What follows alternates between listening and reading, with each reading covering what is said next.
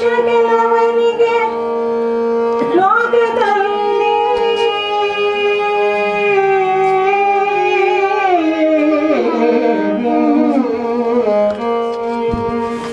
ಮನೆಗಿಂತ ಸಂತೋಷ ಕೆಲವರಿಗೆ ಲೋಕದಲ್ಲಿ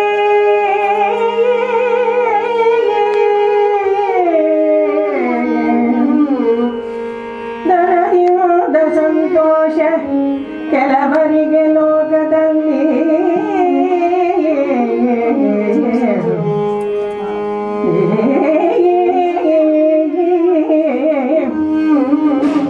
ಸತಿಯಿಂದ ಸಂತೋಷ ಕೆಲವರಿಗೆ ಲೋಕದಲ್ಲಿ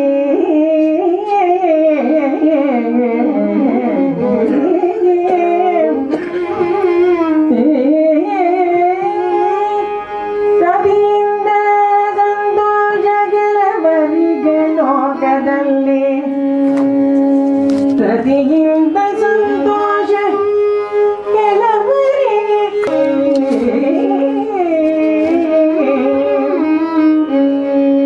ಇನಿದು ಸಂತೋಷ ಅವರವರಿಗಾಗಲಿ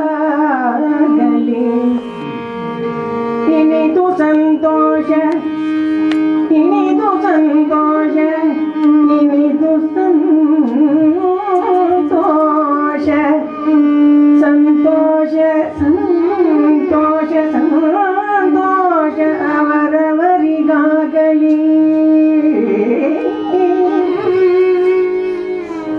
ನನಗೆ ಸಂತೋಷ ನನಗೆ ಸಂತೋಷ ನಿನ್ನೊಳು ಪುರಂದರ ವಿಠಲ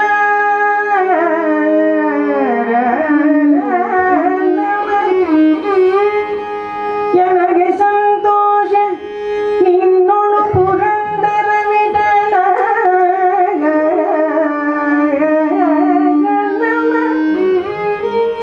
ಸಂತೋಷ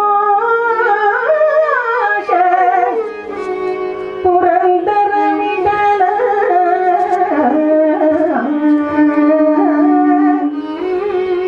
ಪುರಂದರ ವಿಠಲ.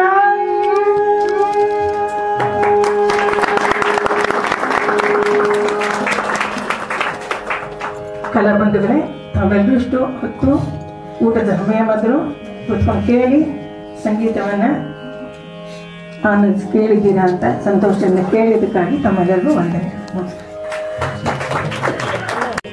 ಸಂಗೀತಗಾರನಲ್ಲದ ಸಂಗೀತ ರಸಕಿನಿಂದ ಪ್ರಶ್ನೆ ಇದೆ. ಈ ಅಪೂರ್ವ ರಾಗಗಳಾಗೇ ಬಿಟ್ಕೊಂಡು ಬಂದ್ಬಿಟ್ರೆ ತಮ್ಮ ನಿತ್ಯ ಕಚೇರಿಗಳಲ್ಲಿ ಯಾಕೆ ಬಳಸೋದಿಲ್ಲ? ನಿತ್ಯ ಕಚೇರಿಯಲ್ಲಿ ಬಳಸೋದಿಲ್ಲ ಅಂತ ಹೇಳಕ್ಕಿಂತ ಅಂತ ನಮಗೆ ರಸಿಕರು ಅಥವಾ ಈ ತರ ಒಂದು ಸಭೆ ಇದ್ದಾಗ ನೋಡಿ, ಇವಾಗ ಅರಣ್ಯ ಕರೆದ್ರು ಅಂದ್ರೆ ಇಲ್ಲೇನೋ ಕೆಲಸ ರಾತ್ರಿ ಬೆಳಗ್ಗೆ ಕೂತ್ಕೊಂಡು ಮಾಡಿ ಬರ್ತಾರೆ. ಆ ಥರ ಒಂದು ವಿದ್ಯುತ್ ಸದಸ್ಸು ಅಥವಾ ನೀವು ಮದುವೆ ಮನೆಯಲ್ಲಿ ಇದನ್ನ ಹಾಡೋಕ್ಕೆ ಪ್ರಯತ್ನ ಆಗ್ಬೋದೇ ಹೊರತು, ಬಟ್ ಕಚೇರಿಗಳಲ್ಲಿ ಬರ್ತಾ ಇದೆ ಅಂದ್ರೆ ತುಂಬ ವರ್ಷಗಳಿಂದ ಕೇಳಿರೋರಿಗೆ ಇದು ಸಾಮಾನ್ಯವಾಗಿ ಕಾಣುತ್ತೆ. ಹೊಸಬರಿಗೆ ಈ ರಾಗಗಳ ಪರಿಚಯವೇ ಇರೋದಿಲ್ಲ.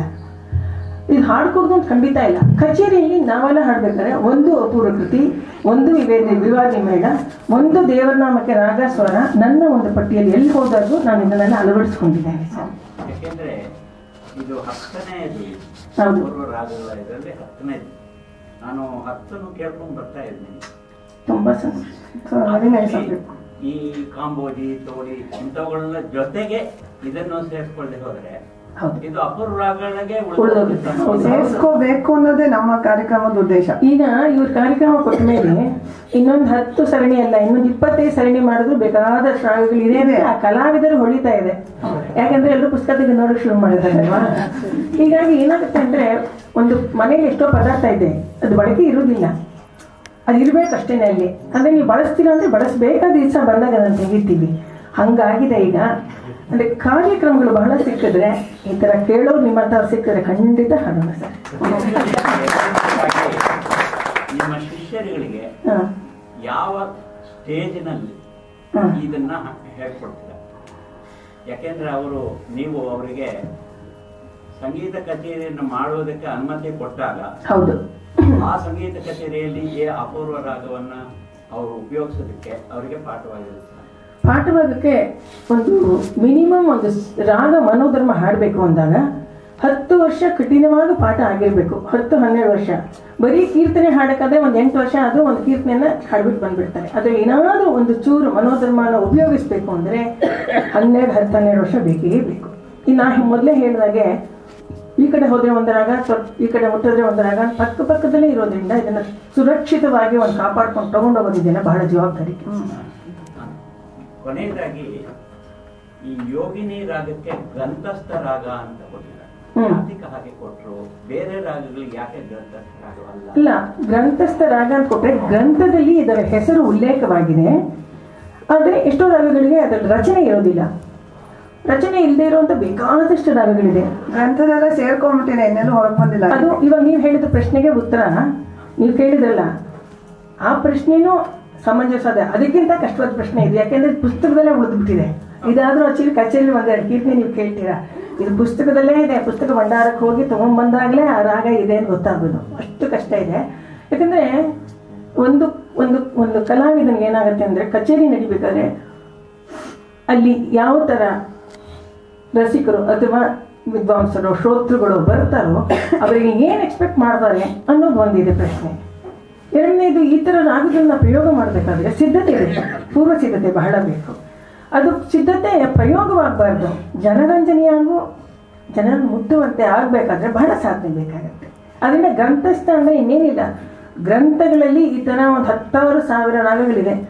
ಅದನ್ನು ಯಾರು ರಚನೆಗಳು ಮಾಡಿಲ್ಲ, ಅದು ತಗೊಂಡು ಮಾಡಬಹುದಾದ ಪ್ರಯತ್ನ ಮಾಡಬೇಕು ಅನ್ನೋದು ಈ ಸರಣಿಯ ಉದ್ದೇಶ. ಹೌದಮ್ಮ? ಹೌದು. ನಾನೇ ಮಾಡಿದ್ದು, ನಮ್ಮ ಅಕ್ಕ ಅವ್ರ ಸಾಹಿತ್ಯ ಕೊಟ್ಟಿದ್ದೆ. ಎಂಥ ಪಲ್ಲವಿ ಮೇಡಮ್, ನಿಜವಾಗ್ಲು ಇನ್ಯಾವುದಾದ್ರು ಪ್ರಶ್ನೆಗಳಿದ್ದರೆ ಈ ಕಾರ್ಯಕ್ರಮಕ್ಕೆ ಸಂಬಂಧಪಟ್ಟ ಹಾಗೆ ಕೇಳ್ಬೋದು. Very popular ragam which you mentioned is Devakriya. Very popular kriti is Dharini ತಿಳಿಸಿಕೊಂಡು ಜನನಿ ಪಾಹಿ. ಬಟ್ ಇದು ಇದೆಲ್ಲ ಒಟ್ಟುಕನಾದ ಅಂತ ಮುತ್ತುಸ್ವಾಮಿ ದರ್ಶಕರು. ಒಟ್ಟುಕನಾದ is very very well known ಕೃತಿ. ಅಲ್ಲ, ಇವಾಗ ದೇವಕ್ರಿಯಾ ರಾಗದಲ್ಲಿ ನಾವು ತಗೊಂಡಿರೋದ್ರಲ್ಲಿ ರಾಗ ಮುದ್ರೆ ಇರುವಂಥದ್ದು ಜನಗಳಿಗೆ ಇದು ಶ್ರೀ ದೇವಕ್ರಿಯಾ ರಾಗ ತೋಷಿಣಿ ಅಂತ ಬಂದಿರೋದನ್ನ ನಾವು ಸೆಲೆಕ್ಟ್ ಮಾಡ್ಕೊಂಡು ಹಾಡಿದ್ವಿ. ಹಂಗೆ ಹೇಳಕ್ ಹೋದ್ರೆ ಒಬ್ಬೊಬ್ಬರು ವಾಗ್ಗೇಯಕಾರ ಕೀರ್ತನೆ ಹಾಡಿದ್ರೆ ಒಂದು ಶುದ್ಧ ಸಾಧನೆಗೆ 3 ದಿವಸ ಬೇಕು. ಈ ಥರ ಒಂದೊಂದು ರಾಗಕ್ಕೂ ಅಷ್ಟು ರಚನೆಗಳಿದೆ, ಕೆಲವಲ್ಲಂತೂ 100 ತನಕ ಇದೆ. ಸೊ ನಾವೇನು ಮಾಡ್ತೀವಿ, ಈ ಒಂದು ಸಂದರ್ಭಕ್ಕೆ 2 ರಚನೆಗಳು, ಅದು ಎರಡೂ ದೀಕ್ಷಿತರದೇ ಆಗಿ ದೇವಕ್ರಿಯದಲ್ಲೇ ಇರುವಂಥದ್ದನ್ನು ರಾಗ ಮುದ್ರೆಯೊಂದಿಗೆ ಇರುವುದನ್ನು ಇವತ್ತು ಪ್ರಸ್ತುತ ದೀಕ್ಷಿತ ಪರಂಪರೆಯಿಂದ ಅದನ್ನು ಪ್ರಸ್ತುತಪಡಿಸಿರೋದು ಇವತ್ತು. ಹೌದು, ಅದು ಪಟುಕನಾದ ಇದು ದೀಕ್ಷಿತ ನಿಮಿಷ. ಅಲ್ಲ, ಒಂದೇ ಕಚೇರಿನಲ್ಲಿ ಬರೀ ಅದನ್ನೇ ಹಾಡ್ತಾ ಹೋದ್ರೆ ಮಿಕ್ಕಿದ್ದು ಹಾಡಬೇಕಲ್ಲ. ಇನ್ನು ಯಾವ್ದಾರು ಇದೆಯಾ? ಯಂಗ್ಸ್ಟರ್ಸ್ಗೆ ಪ್ರಶ್ನೆನೇ ಬರಲ್ಲ ಅನ್ಸುತ್ತೆ, ಅವರು ಜೀರ್ಣಿಸ್ಕೊಳಕ್ ಹೋಗ್ತಾರೆ.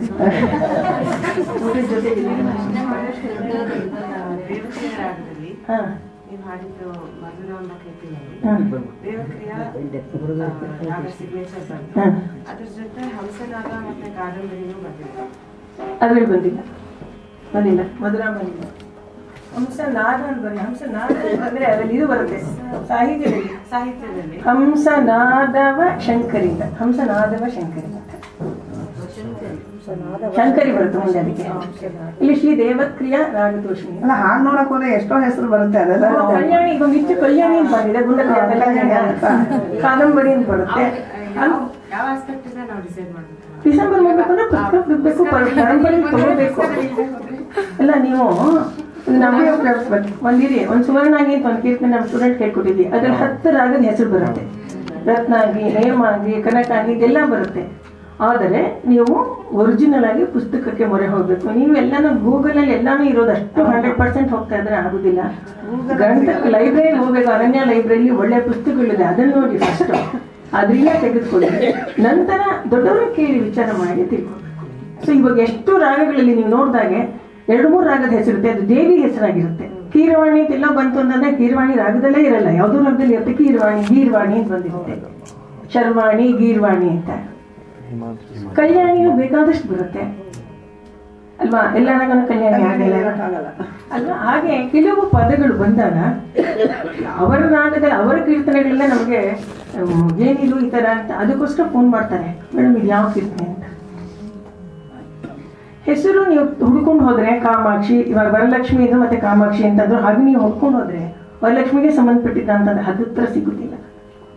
ಅವ್ರೇನು ಮಾಡಿದಾರೋ ಅದು ಅವರ ಒರಿಜಿನಲ್ ಬುಕ್ಕಿಂದ ನಾವು ತೆಗೆದುಕೊಂಡು ಪಾಠಾಂತರವನ್ನು ಕೇಳಿ ನಮ್ಮ ಗುರುಗಳು ಹೇಳ್ಕೊಟ್ಟು ನೆನೆಸ್ಕೊಂಡು ಎಲ್ಲ ಇಂಟರ್ನೆಟ್ಟಲ್ಲಿ ಸಿಗಲ್ಲ. ಇಂಟರ್ನೆಟ್ ಸಿಗತ್ತೆ, ಗಮಕದಲ್ಲಿ ಸಿಗುದಿಲ್ಲಮ್ಮ. ಸರಿ ಮಪ್ಪನಿಸ ಸಿಗತ್ತೆ, ಆ ಸರಿ ಮಪ್ಪನಿಸ ಗೌಡ ಆದ್ರೂ ಆಗ್ಬೋದು. ಹೇಗೆ ನಾನು ಮನೋಧರ್ಮ ಸಿಗೋದಿಲ್ಲ ಖಂಡಿತ. ಮೇಡಮ್, ತ್ಯಾಗರಾಜರ ಅಪ್ರೋಚ್ಗೂ ದೀಕ್ಷಿತರ ಅಪ್ರೋಚ್ಗೂ ದೇವಕ್ರಿಯ ಏನ್ ವ್ಯತ್ಯಾಸ? ರಾಗ ಅಪ್ರೋಚ್ ಹೆಸರಲ್ಲ ಅಲ್ಲ, ರಾಗ ಅಪ್ರೋಚದಲ್ಲಿ ಅಲ್ಲಿರೋತ್ರನೇ ಶುದ್ಧ ಸಾವೇರಿಯನ್ನೇ ಅವರು ದೇವಕ್ರಿಯಾ ಅಂತ ಅಸಂಪೂರ್ಣ ಮೇಳ ಪದ್ಧತಿಯಲ್ಲಿ ಉಪಯೋಗಿಸಿದ್ದಾರೆ.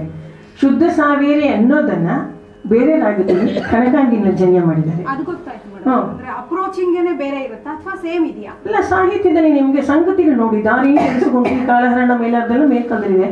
ಇಲ್ಲಿ ನಮಗೆ ಸಾಹಿತ್ಯದಲ್ಲಿ ತುಂಬಾ ಮೇಲ್ಕಾಲದ ಸಾಹಿತ್ಯ ಜಾಸ್ತಿ ಇದೆ ಅಲ್ವಾ? ಕಾಲಹರಣ ಮೇಲನ ಹಾಡ್ತಿರುತ್ತೆ, ತ್ಯಾಗರಾಜರದಂತ ಇಟ್ಕೊಳ್ಳಿ, ಅದರಲ್ಲೆಲ್ಲ ಮೇಲ್ಕಾಲ ಸಾಹಿತ್ಯ ಇಲ್ಲ. ಸಾಹಿತ್ಯಗಳಲ್ಲಿ ಇಲ್ಲಿ ಬರುವಂಥ ಆ ಯಾವ ದೇವತೆನೋ ಅಥವಾ ದೇವರನೋ ದೇವಿನೋ ಆರಾಧಿಸ್ಕೊಂಡಿರ್ತಾರೋ ಅದಕ್ಕೆ ಸಂಬಂಧಪಟ್ಟಾದ ಸಾಹಿತ್ಯಗಳು ಮೇಲ್ಕಾಲದಲ್ಲಿ ಬಂದಾಗ ರಾಗಭಾವದ ಕೊಂಚ ಕೊರತೆ, ಉಸಿರು ಕಷ್ಟ ಆಗೋದು ಆಗತ್ತೆ. ದೀಕ್ಷಿತರ ಕೃತಿಗಳಲ್ಲಿ ಈ ಸಾಹಿತ್ಯ ಜಾಸ್ತಿ ಇದೆ.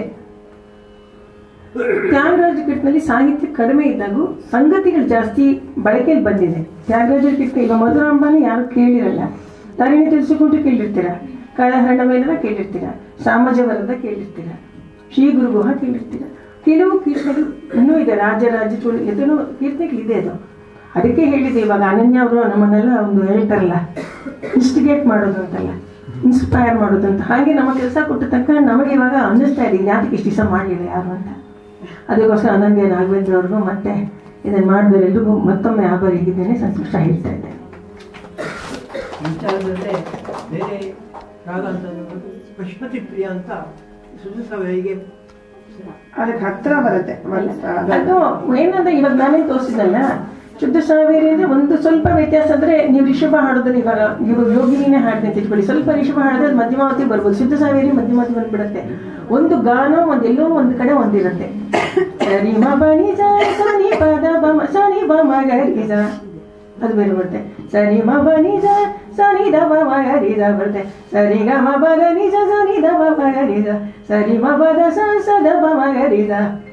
ಆಯ್ತಾ, ಹೋಗ್ತಾನೆ ಇರ್ತಿತ್ತು ರಾಗಗಳ ಚಿಕ್ಕ ಚಿಕ್ಕ ಒಂದು ಅಂತರಗಳು, ಒಂದು ಅಕ್ಷರ ಒಂದು ಸ್ವರಸ್ಥಾನ ಸೇರಿದಾಗ ರಾಗಗಳು ಬೇರೆ ಬರ್ತದೆ. ಮಾಯಮ್ಮ ಅವಳ ಒಂದು ಪುಸ್ತಕದಲ್ಲಿ ನೀವು ಜನ್ಯ ರಾಗಗಳು ನೋಡಿ 106, ನಾವು ಇವತ್ತು ತಗೊಂಡು ಬಂದೀವಿ. 99 ನಿಮಗೆ ಬಿಟ್ಟಿದ್ದೀನಿ.